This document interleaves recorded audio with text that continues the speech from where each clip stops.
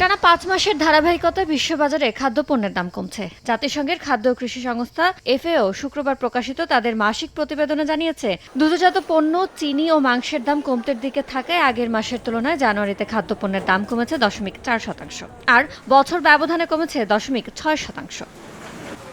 বিশ্ববাজারে গম ও ভুট্টার দাম কিছুটা নিম্নমুখী থাকলেও চাহিদার তুলনায় পর্যাপ্ত সরবরাহ থাকায় মাস ব্যবধানে দানাদার খাদ্যের দাম 0.২% বেড়েছে। তবে সুগন্ধি চালের চাহিদা বাড়ায় বিশ্ববাজারে চালের দাম 1.৮% বেড়েছে।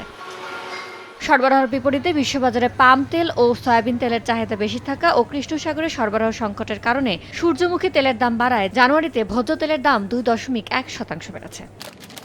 মুরগির মাংসের দাম বাড়লেও ভেড়া ও গরুর মাংস সহ সব ধরনের মাংসের পর্যাপ্ত সরবরাহ ও দুর্বল চাহিদা থাকায় ডিসেম্বরের তুলনায় জানুয়ারিতে মাংসের দাম 0.4% কমেছে।